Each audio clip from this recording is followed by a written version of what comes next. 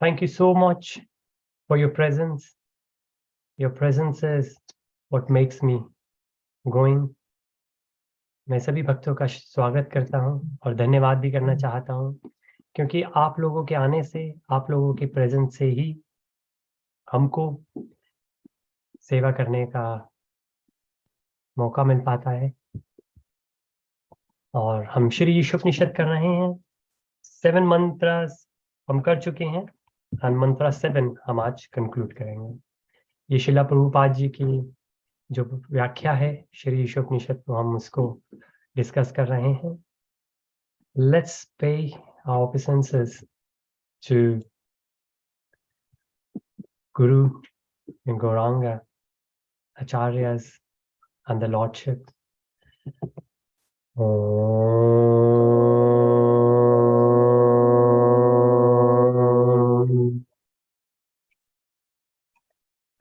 अज्ञानातिमिरन्तस्य ज्ञानजनशलाकया चक्षुरुन्मीलितं येन तस्मै श्रीगुरुवे नमः। श्रीचैतन्यमनोभीष्टं स्थापितं येन भूतले स्वयं रूपः कदा मह्यं ददाति स्वपदान्तिकम्। वन्देऽहं श्रीगुरुन् श्रीयुतपदकमलं श्रीगुरुन् वैष्णवं च श्रीरूपं साग्रजातं सहगणा रघुनाथवितं तं सजीवं साद्वैतं सवादूतं परिजनसहितं कृष्णचैतन्यदेवं श्रीराधा कृष्णपादान् सहगणा ललिता श्रीविशाखावितं च। हे कृष्ण करुणा सिंधु दीनबंधु जगत्पते गोपेश गोपिका कांता राधा कांत नमस्तुते। तप्त कांचन गौरांगी राधे वृंदावनेश्वरी वृषभानुसुते देवी प्रणमामि हरिप्रिये। वंशकल्पतरुभ्यश्च कृपा सिन्धुभ्य एव च पतितानां पावनेभ्यो नमो नमः। नमो विष्णुपादाय कृष्णप्रेष्ठाय भूतले श्रीमते भक्तिवेदांत स्वामीति नामने। नमस्ते सरस्वते देवे गौरवाणी प्रचारिणे निर्विशेष शून्यवादी पाश्चात्य देशतारिणे। जय श्री कृष्ण चैतन्य नित्यानंद श्री अद्वैत गदाधर श्रीवासादि गौर भक्तवृंद। हरे कृष्णा कृष्ण कृष्ण हरे हरे हरे राम राम राम हरे हरे। शिला प्रभुपाद की जय, गुरुदेव महाराज की जय। जय जय श्री राधे श्याम। हरे कृष्णा एवरीवन। सो आप सभी का स्वागत है श्री ईशोपनिषद। श्री ईशोपनिषद के अंदर हमने जो वर्सेस अभी तक करे, सबसे पहले ओम पूर्णमदा पूर्णमिदम, भगवान पूर्ण है और हम सब भगवान से निकले हैं और हम भी पूर्ण हैं। भगवान का जो नेचर है सत्य चित्त आनंद, वही हमारा भी नेचर है, सत्य चित्त आनंद। हम क्यों हैप्पी रहना चाहते हैं, क्यों हम आनंद में रहना चाहते हैं? क्योंकि भगवान भी सत्य चित्त आनंद है, भगवान भी आनंद में रहना चाहते हैं, तो भगवान की ही तरह हम भी आनंद में रहना चाहते हैं। लेकिन क्योंकि ये आत्मा को इस शरीर की कवरिंग का एक भ्रम हो गया है कि ये अटैचमेंट आत्मा और शरीर में कुछ है नहीं, लेकिन सिर्फ क्योंकि आत्मा को ऐसा प्रतीत होता है कि शरीर का आवरण है और आत्मा अपने आप को शरीर के रूप में ही मानने लग गई है, सो इसलिए जितनी भी तकलीफ शरीर से होती है वो आत्मा उसका अनुभव करती है। ये कहना भी सही नहीं है कि अनुभव आत्मा करती है, क्योंकि आत्मा सत्यचित आनंद ही है। वो अनुभव का भी एक भ्रांति ही है, अनुभव भी एक इल्यूजन ही है। तो कोई अगर एनलाइटन बीइंग होता है, उसको अगर कोई पूछे क्या आपको दुःख होता है? क्या आप दुखी होते हो? आपको क्या दर्द होता है? क्या आप दुखी होते हो? तो वो कहेंगे कि हाँ, दर्द होता है क्योंकि दर्द शरीर के ऊपर होता है। अगर एनलाइटन बीइंग को भी आप किसी महापुरुष को हम जिन्हें महाभागवत कहते हैं, उनको भी अगर आप शरीर के ऊपर कुछ चुभेगा तो दर्द उनको भी होगा, लेकिन दुःख नहीं होगा। अब दर्द और दुःख में क्या फ़र्क हो सकता है? दर्द वो है जो कि लगा और चला गया। दुःख वो है जो उसके लगने से मानसिक चला जाता है। अगर किसी ने आपको गाली दे दी, तो वो शारीरिक दर्द का विषय नहीं हो सकता, लेकिन उसकी वजह से इंसान दुखी हो सकता है। दर्द नहीं होगा, लेकिन दुखी हो सकता है। तो जो दुःख है, वो मेंटल है। दर्द जो है, वो फिज़िकल हो सकता है। शारीरिक रूप से दर्द हो सकता है और वो किसी को भी हो सकता है। अगर कोई गौतम बुद्ध बन जाएँ, भगवान कृष्ण बन जाएँ, भगवान कृष्ण बन ना जाएँ, भगवान कृष्ण हों, लेकिन दुःख जो है, वो हम चाहें तो हमारे शरीर से निकल सकता है, हट सकता है। तो इसी तरीके से प्रिंसिपल हमने देखा ईशावास्यम प्रिंसिपल। उसके बाद में हमने देखा कि क्योंकि भगवान पूर्ण है इसलिए हम भी पूर्ण हैं। इसलिए हमको बाहर से खुशी ढूँढने की ज़रूरत नहीं है। अगर हम इस कांसेप्ट के साथ में जी पाएँ तो हम बहुत खुश रहेंगे मंत्रा 2। अगर इस ईशावास्यम प्रिंसिपल में ना जिए तो हमारी लाइफ बहुत ही दुखी भर होगी और जिस तरीके से हम देखते हैं कि पूरा जो संसार है वो बहुत दुखी रहता है, सिर्फ़ इसलिए ही क्योंकि हमारी स्पिरिचुअल फाउंडेशन नहीं है। तो हमको इस चीज़ को समझना चाहिए कि हम भगवान को समझें, ईशावास्यम प्रिंसिपल को समझें। जो भी कुछ हमें मिला है, चाहे वो स्किल्स हों, चाहे वो नॉलेज हो, चाहे विज़डम हो, चाहे वो धनराशि हो, लक्ष्मी के रूप में हो, जो भी हमें मिला है वो भगवान की तरफ से मिला है। और इसके शास्त्रों में बहुत एग्ज़ाम्पल हैं और सिर्फ़ शास्त्रों में नहीं, अगर हम देखें तो बहुत सारे एग्ज़ाम्पल हमारे सामने हमारी लिविंग मेमोरी में हैं। जैसे हम एक एग्ज़ाम्पल मोहम्मद अली का ले सकते हैं। एक टाइम था कि वो कहते कि अपने खुद क्योंकि वो बहुत अच्छे बॉक्सर थे, मुक्केबाज़ थे, तो वो ऐसा कहते थे कि जो मेरा हाथ है, ये हैंड ऑफ गॉड, ये भगवान का हाथ है कि अगर किसी को मैंने मार दिया, तो ऐसा है कि मैंने उसको महाप्रसाद दे दिया, अब वो उठ नहीं सकता। लेकिन वही मोहम्मद अली कुछ ही सालों में जब उनको बुढ़ापा लगा, अब उनको ऐसी तकलीफ़ है, उनको ऐसी बीमारी कि अब वो अपने आप खड़े नहीं हो सकते। जब ओलंपिक्स की टॉर्च उनके हाथ में दी थी, तो उनके हाथ काँप रहे थे उस टाइम पर। तब उन्होंने भगवान की शक्ति को समझा। तब उन्होंने ये कहा कि मैं जो समझता था कि ये शक्ति मेरी है, ये शक्ति जैसे मैंने बोरो कर ले रखी है, ये मैंने जैसे उधार ले रखी है। और इसी चीज़ को हम समझें तो एक और एग्ज़ाम्पल जो अमेरिका के अंदर एक डॉक्टर जो कि ब्रेन सर्जन हुआ करते थे, मैं उन डॉक्टर का नाम भूल गया हूँ, बहुत उनके ऊपर रिसर्च हुई थी।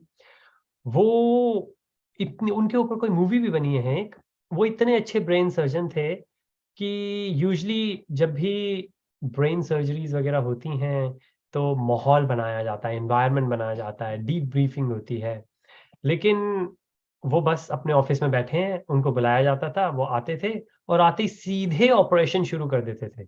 उनका इतना अच्छा फ़ोकस था और उन्होंने सेम चीज़ ये कही थी, बहुत सिमिलर वर्ड्स के अंदर कि ये जो मेरे हाथ हैं क्योंकि जब आप ब्रेन सर्जरी कर रहे हैं, तो आपको अपने हाथों पे सबसे ज़्यादा काबू रखना है कि कितनी बारीकी से, कितने फ़ोकस से आप कर पाते हैं और उन्होंने भी यही कहा कि ये जो हाथ हैं, ये भगवान के हाथ हैं। इसलिए किसी ने पूछा उनसे कि आप कैसे आपको बिल्कुल फ़ोकस करने की ज़रूरत ही नहीं पड़ती। वही डॉक्टर का जब खुद का एक्सीडेंट हो गया और उसके बाद वो अपने दिनचर्या के दिन भर के जो नेसेसरी काम हैं, वो भी खुद नहीं कर पाते थे, उनको नर्स रखनी पड़ी थी। दूसरों के लिए ब्रेन सर्जन जो थे अभी तक वर्ल्ड के फ़ेमस, वो अब खुद अपने शरीर का भी नहीं ध्यान रख पा रहे। सिर्फ़ एक उनके जीवन के अंदर परिवर्तन आ गया।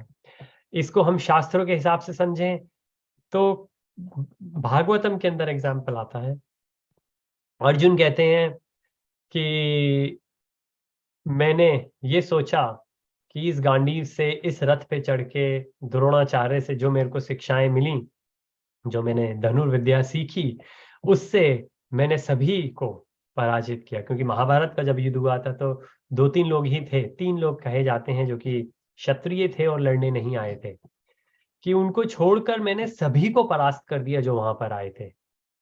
और मुझे ही अभिमान था कि मैंने अपनी शक्ति पे, अपने ज्ञान से वो किया जो मैंने अपने गुरु से मिला था। लेकिन जब भगवान कृष्ण ने जाते वक्त उनको ये कहा कि अर्जुन, जाते वक्त मेरी जो धर्म पत्नियां हैं, रानियां हैं, इनको वहां तक छोड़ देना। तो बीच में जो विलेजर्स होते हैं, गांववासी होते हैं, वहां के लोगों ने अर्जुन को एक पेड़ से बांधकर रानियों को अ, रानियों को ले गए। और उसके पीछे भी कथा आती है क्यों उन रानियों को लिया गया। उसमें से कुछ रानियां चली गईं, कुछ रानियां पराजित हो गईं। उसके पीछे भी रीजन आता है, दुर्वासा मुनि का शाप उनके ऊपर था।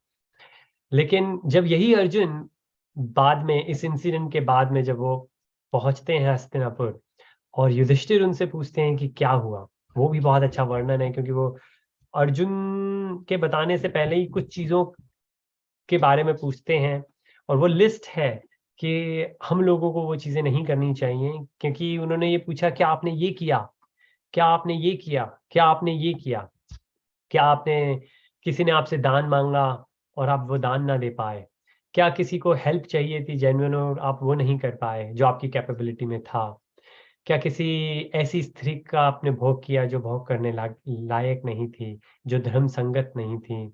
ऐसे बहुत सारी वो लिस्ट देते हैं जिससे पता लगता है कि ये इस तरीके से वो हमको शिक्षा मिल रही है कि ये चीजें हम अपने नहीं करनी चाहिए। और आखिरी में वो पूछते हैं, क्या भगवान कृष्ण का दिया हुआ कोई उपदेश पूरा नहीं कर पाए आप? ऐसा कुछ हुआ क्या? इनमें से कोई भी चीज हुई क्या? क्योंकि आप आए हो तो आप ऐसे दुखी लग रहे हो। तब अर्जुन ने ये कहा कि बिल्कुल, जो मुझे लगता था कि मैंने अपने खुद अपने सामर्थ्य से इस गांडीव, इस रथ के, क्योंकि उनको जो रथ मिला था वो इंद्र ने दिया था। उनको बहुत सारे शास्त्र जो मिले थे वो देवी देवताओं ने दिए थे। कि सॉरी, उनको जो रथ मिला था शायद वो अग्निदेव ने दिया था। और ऐसी जो तीर दिए थे, जो पताका थी, वो सब जो मेरे को मिला था, मुझे लगा मैंने अपने बलबूते पे किया था। लेकिन अब मुझे पता लगता है कि तब मेरे पास सिर्फ भगवान कृष्ण थे, इस वजह से मैं कर पाया था। क्योंकि ये सारी चीजें मेरे मेरे पास, मेरा गांडीव, मेरी जितनी भी शिक्षाएं मैंने सीखी द्रोणाचार्य जी से, और मेरा खुद का रथ, वो सब मेरे पास अभी भी था। लेकिन सिर्फ भगवान कृष्ण मेरे साथ नहीं थे। तो वो गांव वालों ने, विलेजर्स ने मुझको पराजित कर दिया। तो इसी तरीके से अगर हम समझें कि अगर हम ईशावास्यम प्रिंसिपल में जिए तो हम ये समझ पाएंगे कि जो भी है वो भगवान का है। और खुद भगवान भगवत गीता चैप्टर 15 वर्स 15 में कहते हैं, सर्वस्य चाहम हृदय सन्निविष्टो अपोह, कि सबके हृदय में मैं रहता हूँ।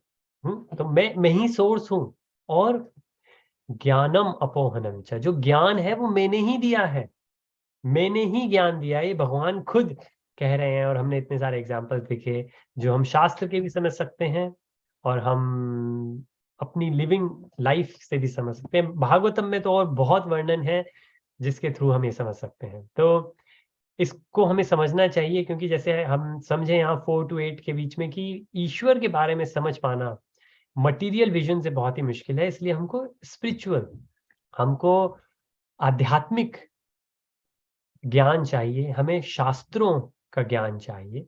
तो उसके लिए हम देखें, हमने 6 और 7 किया कि हम किस तरीके से वर्ल्डली थिंग्स के अंदर, यानी कोई भी चीज हमारे आसपास है, या कोई भी हादसा हमारे आसपास होता है, हादसा पॉजिटिव नेगेटिव कोई भी एक्सपीरियंस हो रहा है, या कोई कुछ लोग हमारे पास हैं, हम उन सबको अगर एक समानता से देख पाएं, इक्विपोज होकर देख पाएं, या स्थित प्रज्ञ होकर देख पाएं। तो ये स्थित प्रज्ञ हो पाना उन 26 क्वालिटीज में से एक है जो भगवान कृष्ण भगवत गीता में देते हैं। और खुद जब अर्जुन चैप्टर 3 के एंड में ये पूछते हैं कि वो इंसान कैसा होता है, वो क्या करता है, जो तो भगवान कहते हैं वो स्थित प्रज्ञ होता है। और उसके अंदर जो एग्जाम्पल हम हमेशा देखते हैं कि जो राजा को, भिखारी को, चंडाल को, ब्राह्मण को, हाथी को, कुत्ते को एक नजर से देख पाता है। तो अगर हम वो देख पाए, अगर थोड़ा भी हम में वो आ पाए, तब हम समझेंगे कि जो अध्यात्म के अंदर हमने समय बिताया है, उसका हमें कुछ लाभ हुआ है। यस्मिन् सर्वाणि भूतानि, तो सर्वाणि, यही वर्ड्स हमने, सिमिलर वर्ड्स हमने चैप्टर 6 में भी देखे। सभी को, सभी को, सर्वाणि, सारे, एकत्वम, एक, अनुपश्यतः, अनुपश्यतः, विजन, जो शास्त्रों का विजन है उस तरीके से देख पाए। और वो कह रहे हैं शास्त्रों का विजन क्या है? एकत्वम, एक नजर से इक्विपोज होके अगर हम सबको देख पाए। और जैसे हम कहते हैं कि अगर हम इस तरीके से देख पाएंगे, तब हम समझ पाएंगे कि सब भगवान के ही, भगवान सबका सोर्स है और सब भगवान के ही पार्ट एंड पार्सल हैं। जैसे भगवान कहते हैं एते चमशा कलापंस, कि भगवान के ही सारे के सारे अंश हैं। भगवत गीता में भी भगवान कहते हैं और भागवतम में भी भगवान कहते हैं। तब हमारी जो इल्यूजन है और हमारी जो एंजाइटी है वो जाती रहेगी। फिर हमको इसमें से किसी भी चीज की कोई दिक्कत नहीं होगी। फिर हमको ना ही काम होगा, ना ही क्रोध होगा। क्योंकि क्रोध तो हमें तभी होता है जब हम किसी से कंपटीशन करते हैं, या फिर हमारे खुद के अंदर ईगो होती है। और ईगो भी तभी होती है जब हम किसी और से अपने आप को अच्छा समझते हैं। अगर हम ये समझें हाँ, हम में और सामने वाले में कोई फ़र्क ही नहीं है क्योंकि हम दोनों ही भगवान का सोर्स हैं, तो फिर ईगो कैसे हो सकती है? हो ही नहीं सकती। हम शास्त्रों में एग्ज़ाम्पल आता है जब विश्वामित्र और वशिष्ठ जी के बीच में, Hare Krishna, Mataji. Thank you so much, Mataji. I hope you're recovering well. It's such a pleasure to have you. We certainly pray for your speedy recovery. So we will wait for you to come back when you can. But Hare Krishna. Thank you so much, Mataji, for your presence. Very well. So we see the difference in illusion and anxiety, that we will, if we could live in that equipoise state, then we will never have any illusion. How could we have this anxiety when we don't have any competition? And we have seen the we have seen the purpose which Radhesham Prabhuji has given. We have seen what Chaitanya Charan Prabhuji has given. And now there is a third presentation which we will see. But just a very quick overview of this is what we did last week. This is what Radhesham Prabhuji explained. So kind of flow chart where the whole purport given by Srila Prabhupada Ji for Mantra 7 in the book has been illustrated in the form of flow chart. So who can see what we need to see? Example of oneness. And we have seen there many examples. Then one of the major difference here is qualitatively one, not quantitative one. And we have seen many examples of this, that we are same as the Lord, we are Poon as the Lord. Om Poonamada Poonamidam. So Lord is Poon, we are Poon, Lord is complete, we are complete, Lord is perfect, we are perfect, but in quality. Qualities are Satya, Chitta, Ananda. Eternal, conscious bliss. That's the reason we say, what will happen to enlightened being? They will always be blissful. Because now the bliss, the source of bliss is inside, not outside. Who can take that away? And it's eternal. Well, because the person realized that I'm Brahman. And Brahman means that I am a soul, not this body. And Krishna has said in Bhagavad Gita chapter 2 that the soul is eternal. Nobody can cut into pieces. No water cannot make it wet. The air cannot take it away. So if we know that we are soul, that means we realize we are eternal and we are blissful. And then Purans. So the main difference between Upanishads and Purana, that Upanishads focus on consciousness. So we know we are eternal, we are blissful, but consciousness. That Upanishads go as far as that they don't even take the name of Lord Vishnu, Lord Krishna, Lord Brahman, but they say we are pure consciousness, absolute consciousness, absolute truth. There's nothing above that. That is the highest state of liberation. Liberation from what? What is liberation? Liberation is like a freedom. Freedom from what? Freedom from the illusion that we are this material body. तो हम सुबह से लेके शाम तक हम अपनी life के अंदर अपनी बीवी, बच्चों, ऑफिस, इन्हीं चीजों में लगे रहते हैं। लेकिन हम ये बहुत अच्छे से जानते हैं, ये जितने भी रिश्ते हैं, ये शरीर के रिश्ते हैं। जैसे ही शरीर जाता है, ये रिश्ते खत्म। और अपना पर्सनल एग्जांपल बता सकते हैं। मैंने अपने सामने कुछ फैमिली के अंदर जो लोग पास अवे हुए हैं कि और एक और दूसरे हैं जिन्होंने इस चीज़ को बहुत अच्छे से रियलाइज़ किया। जब उन्होंने कहा तो मुझको ये चीज़ रियलाइज़ हुई, अदरवाइज़ मैंने इस चीज़ को रियलाइज़ नहीं किया था। लेकिन जब मैंने ये सुना किसी और से, एक प्रभु जी ने ये चीज़ अपनी पर्सनल रियलाइज़ेशन शेयर करी, तब मेरे को रियलाइज़ हुआ कि हाँ, ये बात सही है। सो आई होप आपने भी कभी ये चीज़ को रियलाइज़ किया हो या डेफ़िनेटली कभी करेंगे। क्योंकि जैसे एक एग्जाम्पल आता है गौतम बुद्ध के टाइम पे कि एक माँ वहाँ पर आई जिनका एक लड़का था और कोई था ही नहीं और वो बच्चा मर गया। तो वो माँ रोती हुई आई क्योंकि किसी ने कहा भगवान बुद्ध हैं, वही कुछ कर सकते हैं। और भगवान बुद्ध ने कहा ये रो रही है, ये माँ को मैं क्या समझाऊं। उन्होंने कहा माँ ऐसा कर, मैं जिया दूंगा तेरा बच्चा, जा किसी घर से एक मुट्ठी अनाज ले आ। तो माँ कहती अभी लाती हूँ। लेकिन भगवान ने कहा बस जाते जाते सिर्फ ये चीज है कि उसी घर से लाना जिसमें कोई मृत्यु ना हुई। तो वो माँ गई गाँव में, हर लोगों ने यही कहा एक मुट्ठी क्या, अगर तेरा बच्चा जिया जाए तो मैं पूरे की पूरी बोरी अनाज दे दूं। उन्होंने कहा पर कोई घर में मरा तो नहीं।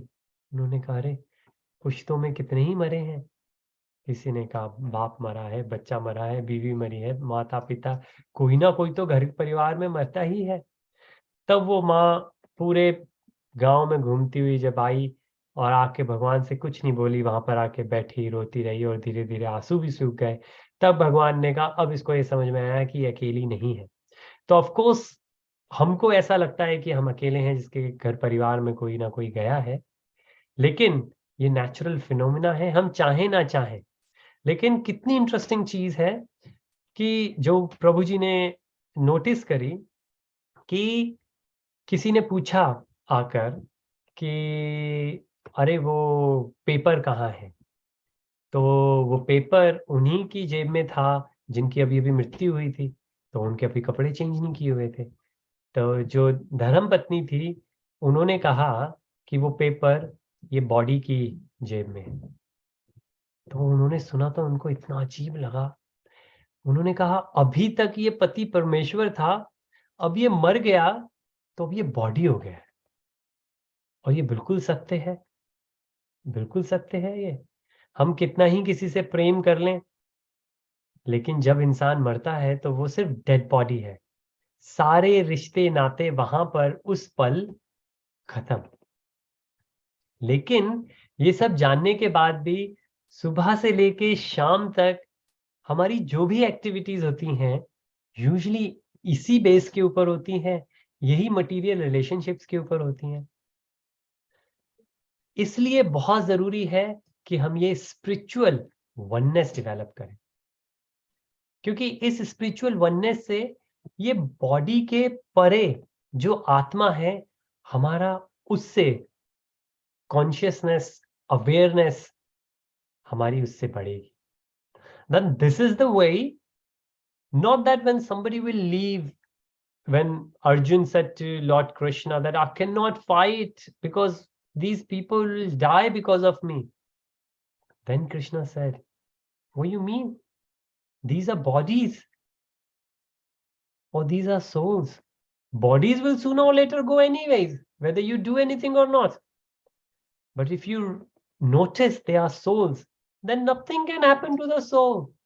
Then when the body will leave, people won't. Not again. Is it the हमने जिस तरीके से शुरुआत में कही, क्या हमको दुख होगा या हमको दर्द होगा?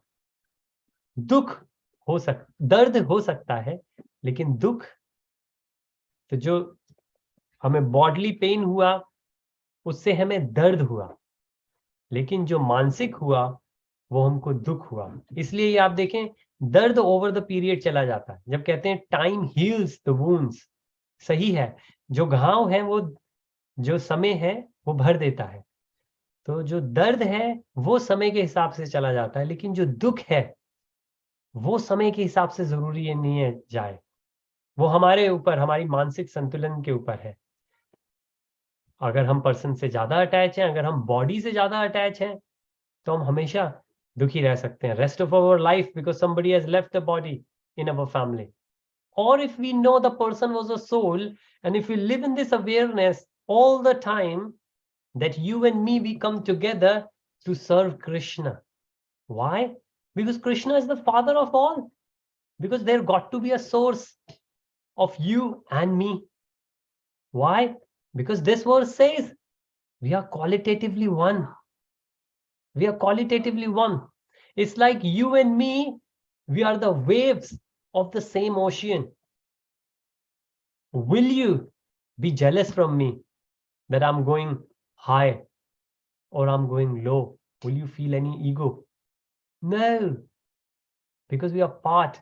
You never know, in a bit, you and me will come together and there won't be any difference between us, because qualitatively we are one. So again, mantra 2 of Shri Īśopaniṣad, if we could understand that equipoise, if we could understand Īśāvāsya principle, if we could develop this spiritual oneness, we can see how massive difference this could make in our life. It's amazing. It's amazing. So very briefly, just to summarize, this is the last presentation we have. And we will go very quick because we have already dealt with this. But sometimes when we go and see different presentations, then we can learn few new things. We see the same thing from different perspectives, different angles, and sometimes we don't remember the text, but we can remember the examples, analogies, and the beautiful pictures. Right? So mantra 6 was there, where 3 categories were defined. तो मंत्रा 6 के अंदर हमने देखा भक्तों की consciousness की, again भक्त body की नहीं, भक्त जिस कॉन्शियसनेस में होते हैं उसकी। हो सकता है एक भक्त 30 इयर्स का हो, एक भक्त 60 इयर्स का हो। तो 30 इयर्स का भक्त जरूरी नहीं है कि कनिष्ठ हो सकता है 30 इयर्स का जो है, तो 3 जो कैटेगरीज हैं वो कनिष्ठ, नियोफाइट, किसी ने बस अभी भक्ति शुरू करी है, मध्य, जो भक्ति के अंदर थोड़ा सा उभर चुके हैं, काफी डेडिकेटेड हो चुके हैं, डिवोशनल सर्विसेज करते हैं without any hidden agenda, without expecting anything in return. And the third one, Uttam Adhikari, liberated, the final state, Krishna Prema, equiposed. What the Shastras are requesting us to get, that person has already got it. That's the final position. And then अगर जिस तरीके से हमने example देखा 30 years और 60 years, तो इसमें as का कुछ फर्क नहीं है, एज, कास्ट, क्रीड, सेक्स, किसी का कोई फर्क नहीं है। सिर्फ डिफरेंस जो है वो कॉन्शियसनेस का है कि हम किस कॉन्शियसनेस में हैं। और ऐसा नहीं है कि अगर किसी को कनिष्ठ से उत्तम बनने के लिए 30 साल लगे तो कोई दूसरा 3 साल में कनिष्ठ से उत्तम नहीं बन सकता। कनिष्ठ, मध्यम, उत्तम, neophyte, intermediary, and the topmost. It's our consciousness, how we could develop it, right? So this is what defined in mantra 6. Based on that, similar thing, we went further, and from the reference of mantra 6, we have seen a lot of things being repeated again and again. So there is Srila Prabhupada is very famous for repeating things. And when somebody asks Prabhupada, why do you repeat so many things in your lectures, in your books, in your... So he used to recite a lot of verses, like Sarvasya Cham Hriday Sannishto is one of my favorite ones, because this keeps me happy that Krishna is in everyone's heart. Now, how can I fight with someone? How can I shout on my children? Well, sometimes I do shout, but how can I shout with someone? How can I become jealous or envious with someone when I know Krishna is in his or heart? If that person has picked up me on something, has pointed something or corrected me, I will say thank you. Thank you to you. Thank you to Krishna who is sitting in your heart in form of super soul. And from the reference of Goloka Dham, Shirodikshai Vishnu. So there are different names for the same source, which is Krishna. So Krishna is, so this is what has been explained, parts and parcels. Now Srila Prabhupada ji said the reply was why he repeats, because the Shastras repeat. He said you take the Shastras will repeat the same information, same wisdom from different angle, different perspective. Why? Because different people understand different things. And that's so true. So a mundane example is my daughter Shivani. She's in year 5 now, and a teacher has been teaching some skills like division, how to divide in different ways. And somebody asked, why there are so many different ways of doing the division if one way of division is good enough? And that's so true. Well, there are two numbers you need to divide. Why do you need so many different ways? Now the answer was, based on the numbers, maybe the best method will change. If you have decimals, if you have two numbers which are decimals, and if you need to divide them, maybe the method utilized is different and the best method is different. And maybe if the numbers are fractions, maybe if the number is a mixed number, then you better deploy a different method. And when the children heard this, and when Shivani told me that, then I thought, wow, that's what Krishna has done it. In chapter 2, Krishna has given Karma Yoga, then a Dhyana Yoga, Jnana Yoga. At the end, Krishna said, the best one is Bhakti Yoga. But based on what's your consciousness, maybe you are not ready for Bhakti Yoga. Maybe I'm not ready for Bhakti Yoga. Krishna said, no problem. You start with Karma Yoga, start with Dharma Yoga, start with Dhyana Yoga, Jnana Yoga, Ashtanga Yoga, no problem. The end goal is division. The end goal is Bhakti Yoga. And it's not that you have to work towards it. You just do whatever you are doing with honesty and true understanding, and automatically we will end up there. Such a beautiful thing. So this is the verse we have seen. And in this verse, again, we have seen something similar before, different types of persons. So this column is for the person, this is for the matter, and this is for the Krishna. So materialistic, those who are not spiritual at all, they're very attached to matter. Matter is the house, the car, the job, the prestige, and they're very attached to it. A lot of people I know, they are attached to brands. A good friend of mine, a childhood friend of mine when I was in Middle East, he said to me, why don't you wear branded clothes? I said, I don't see the point. I just have very simple clothes and they go so long, so long. And that's so true. That's one of the reasons that devotees, Vaishnavas, if they live simple life, then they don't have to work hard for more money to develop the anxiety. So a lot of time people say, oh, we cannot come for the spiritual lectures because there are so many things to do in the material world. Srila Prabhupada ji said, well, keep your life simple.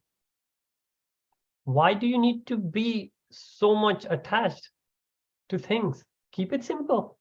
And if you keep it simple, but these days, of course, people like to show off, and they are considered as materialistic people. They are attached to matter and they're detached to Krishna. But then Mayavadis, they're detached to matter, but they are also detached to Krishna, which means they don't know about the Lord. They think we will become the God. They are called Mayavadi. They think everything is illusion, including the God. God is also illusion. Then Sahajiyas, and in this category, most of the Hindus could come, where most of other religions could come as well. So obviously coming from the Vedic culture, mainly it's for Hinduism, but this could be applied to all other religions as well. What this says, that these people, they know about Krishna, and they do the prayers, the pujas regularly. So you will see a lot of Hindus, a lot of Christians, a lot of other religions. They will do religious things. They will do everything. But at the same time, they are also materially attached. They know about Krishna. They do their spiritual practices, but they are also attached to material things. They are called Sahajiya. This word is from the scripture. Sahajiya. What's wrong with it?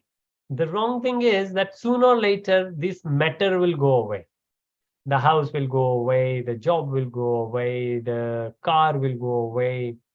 And if their things will not go away, they will definitely see somebody else's have better material things than theirs. And then their level of happiness will go down because they are so attached to material things.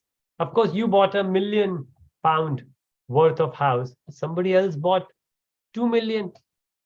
And you think, and this has happened. In our friend circle, it has happened. Where we live, the houses are very expensive. Somebody recently bought a big house, but then another one bought even a bigger house. And later on, we found out it's like a competition going between two friends.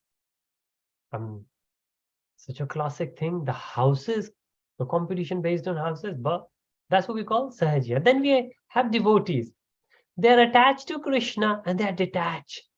They buy, of course, a simple house. They live in with full of harmony there, right? They have the clothes and they live. There's no need to buy branded. However, if you have branded clothes, there's nothing wrong in wearing branded clothes, but you're not attached to branded clothes. It's not that, oh, I want to wear branded because somebody else will see, somebody else will notice.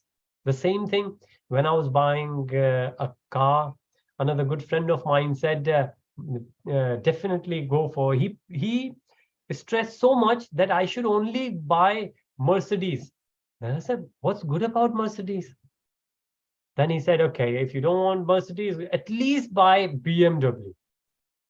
He actually booked an appointment for me to do a test drive. And because he's a good friend, I went, I did the test drive. I didn't like the car. And I told him, see, I don't like this car. He said, what do you mean it's BMW? I said, it could be BMW, but I have taken the test drive. I don't feel good in this car. And I don't know what was in that car, but then there were various other cars I tried, and whichever I felt comfortable in, and they more or less, they were on the similar pay scale. Like I had to pay the similar amount. It's not that BMW was more expensive or the one I bought was a bit cheaper. No, but people go with brands so much. That friend got upset with me that I didn't listen to him. But of course, he's still a good friend. But we don't really need to get attached to these things. These things, of course, we need the vehicle. It's a means to travel from one place to another. And of course, have it comfortable, have it best quality, so it will not break down anywhere. The same thing with the family. When you want to buy things for the family, go for the best you can, but you don't have to detach with it. Remember, all these things are there to serve Krishna or to make your life at least simple enough so you have a relaxed life where you can spend more focus on Krishna, right? Rather than on material things. And there are lots of great things, the way This text is from the purport. We have already seen this text or the essence of this text, where the example of fire and heat, light has been mentioned. So this text is there. But as I said, this is a different presentation of the same verse. So we'll not read, but seeing correctly means that we need to see correctly. And what is correct vision? Correct vision is iktvam. Be one with God. And again, qualitatively. And again, we don't need to be one, because we are already, the source of us is already Krishna. We just need to realize it. And that's why it says the liberated being is a realized being. We need to realize it rather than acquire it. Right? We don't need to buy anything. We don't need to acquire anything.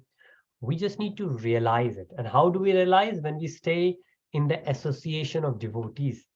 Devotees remind us again and again. It's like a child. If a child is there, the parents are there, and the parents, even good friends, they always remind you that you are the best, right? Have faith in you. You can do it. And there is a guy, I forgot the name of it. He was the CEO of GE company.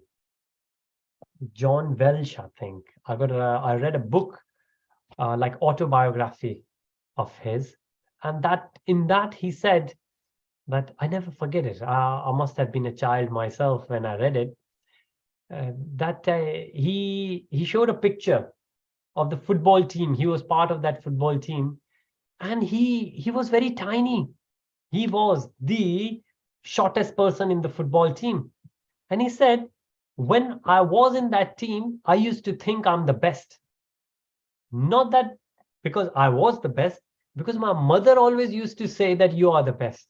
He said, I went through all my schooling that way, thinking and believing that I'm the best. But years later, when I saw this picture, I realized how short I was. And then I thought of it, then I spoke to others, and then I realized I wasn't the best. There were many others who were best, who were better than me. But of course, that time my mother had given so much faith in me. And of course, when I played like I was best. And maybe that's why I'm here. So there was a time when GE company, is even today GE is great, but there was one time where GE was one of those companies. I think GE was the only company, or the very first company, where we used to say that company makes everything from needle to a big ship. So like as small as a needle and as huge as a ship. GE company is one of those who got shares in all the versatile sectors. So that's how GE, and he was the CEO of GE, and he wrote that. So similar thing, what parents do for the children, what in his example, his mother did for him, devotees do to each other. Devotees keep reminding us that who we are, what our focus should be, right? And it's such a great thing. So some of our members who are not there, another friend of mine, a good friend, we did, actually these sessions started because of him. I will request him to join. He's working in Emirates Airlines. And just before the lockdown, we had started. So the sessions were already started. And he was the one who said, I would like to do Bhagavad Gita. And I said, okay, we will do. We started once in a week. But then when the lockdown started, nobody knew what's going to happen, how long we're going to go. We all were stuck at home. And we had a lot of time in hand. And instead of weekly, we started doing 1 hour every day. Every day. 7 days of the week. Every day we used to have at least 1 hour. And then in between, when the Goloka chart, well, he had many questions. And then I said, okay, the answers are there in the Goloka chart. Then we took a break from Bhagavad Gita and we started Goloka chart discussion, the very first time. And that clip is still there on YouTube somewhere, maybe on the same channel. It's definitely on the same channel, actually. And I think there are, I remember, there are like 18,000 views on that, on Goloka chart. which we just did it together. Now, the reason I'm sharing it, the same friend, so he's in Emirates Airlines, and in the history, so Emirates Airlines was founded, I think, somewhere around 1980s. And in the history, so like 42 years, Emirates Airlines had never ever laid off people, like never sacked people, never asked anybody to leave the job. That was the very first time when this 2019, 2020 COVID happened, that Emirates Airlines started laying people a lot. And then he was in his anxiety, material anxiety. If he will have to leave, what will go? He got a wife, he got the parents, and he got the child, how he will support. And then he said that what we discussed in Bhagavad Gita, so we were discussing all those things, and he had so many questions, and we used to discuss. And he came back and he said, I'm not at all curious anymore. Well, I'm still curious about the Lord. I would like to know more, but I don't have any anxiety that what will happen if I will lose my job, because I understand that the purpose of the life is much larger than that. And that's the beauty. That's the beauty of the association. Association with the people, by association with the Shastras, association of reading Bhagavad Gita, understanding Goloka chart, developing that Ektvam, right? Ektvam, that we are part of the Lord. And then we have seen the example of sun. Sun is the source, and then all of us are the examples.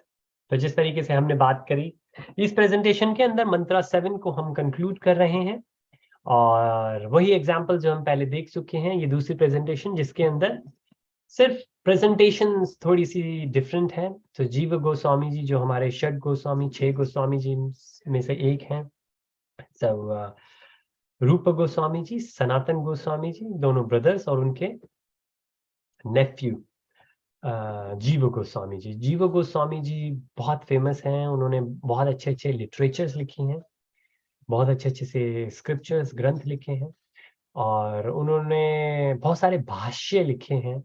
भाष्य जिस तरीके से अपने आप को, अपने शास्त्रों के अंदर जो चीजें हमको लगती हैं डिफरेंट, हम उसको सिद्ध कर पाए कि कैसे कौन सी चीज सही है, तो वो उन्होंने किया है। और विश्वनाथ, शिला विश्वनाथ ठाकुर जी भी बहुत अच्छे। ये जो वैष्णव्स हैं, ये हम समझ सकते हैं, ये कुछ स्लाइड्स हैं जिनको सेलेक्ट किया है कि जब शिला प्रभुपाद जी ने भगवद गीता लिखी तो उन्होंने कंपाइल करी, संचित करी। उन्होंने कहा कि ये मेरे वर्ड्स नहीं है, ये परंपरा के वर्ड्स हैं। और जैसे हम देख सकते हैं यहाँ पर भी उन्होंने, जीव गोस्वामी जी ने जो कहा उस चीज को इंक्लूड किया, विश्वनाथ ठाकुर जी ने कहा उन्होंने उनका इंक्लूड किया, और बहुत सारे अलग अलग जो ट्रांसलेशंस अलग अलग लैंग्वेजेस में थी, शिला प्रभुपाद जी ने उन सबको इकट्ठा करके यहाँ पे लिखा। उन्होंने, वो हमेशा ये कहते थे शिला प्रभुपाद जी कि ऐसा कुछ नहीं है कि ये मैंने बनाया है, ये गुरु परंपरा का काम है। मैंने सिर्फ जो मेरे गुरु महाराज जी ने कहा था कि इंग्लिश के अंदर प्रचार करो क्योंकि आपकी इंग्लिश अच्छी है, तो मैंने सिर्फ इसकी ट्रांसलेशन इंग्लिश में करी है। और फिर लेटर काफी शिला प्रभुपाद जी के भक्त जो उनके साथ में जुड़े, उन्होंने प्रभुपाद जी फिर ऑडियो रिकॉर्ड करते थे और फिर उसको इंग्लिश में ट्रांसलेट करते थे। इंग्लिश में भी रिकॉर्ड करते थे, कभी बंगाली में रिकॉर्ड करते थे। फिर आजकल तो अलग अलग लैंग्वेजेस के अंदर, वर्ल्ड के अंदर 400 से ज्यादा ट्रांसलेशंस हैं शिला प्रभुपाद जी की। उसमें से जो सब, सॉरी प्रभुपाद जी की नहीं, भगवद गीता की, लेकिन भगवद गीता सबसे ज्यादा लैंग्वेजेस में प्रिंटेड है वो शिला प्रभुपाद जी की Bhagavad Gita as it is ही है। तो हम इस तरीके से समझ सकते हैं कि कितना बड़ा योगदान शिला प्रभुपाद जी का रहा है। और जो भक्त है उनके लिए एक बहुत ही बड़ी एक सजेशन, एक एडवाइस, एक इंस्ट्रक्शन रहती है कि कोई भी ऐसा दिन नहीं जाना चाहिए कि हम श्रील प्रभुपाद जी की बुक ना पढ़ें। चाहे एक पैराग्राफ पढ़ें, लेकिन उनकी बुक्स में से हम कुछ ना कुछ रोज पढ़ें, क्योंकि उससे वो हमारे शिक्षा गुरु बने रहते हैं। और उस तरीके से हम हमेशा भाई-बहन बने रहते हैं, क्योंकि हम भगवान एक हैं, हमें ध्यान रहता है कि हमारा विज़न क्या है, और हमारा विज़न ये स्पिरिचुअल विज़न है, जो इक्विपोज एकत्वम स्पिरिचुअल वननेस है। सो हम यहीं पे समाप्त करेंगे। We will conclude verse 7 here. Hopefully, it will help us to develop that equipose vision, that spiritual vision, the spiritual oneness in quality, not in quantity. And with that, we will move on to the next section of Shri Īśopaniṣad, Mantra 8, next Saturday, which is even more in detail, and it will help us. So try to reflect all these in your day-to-day life, and please come back and we will share the realizations, which is always good to hear from you. So with that, Srila Prabhupada ki jai, Gurudev Maharaj ki jai, Jai Shri Radhe, Hare Krishna, Hare Krishna. Hare Krishna, Hare Krishna. Anil Prabhuji ki jai. Prabhuji, thank you so much for your presence, and thank you so much, Mataji, for your presence. It was such a great. Hare Krishna. Thank you, Prabhuji. As usual, a wonderful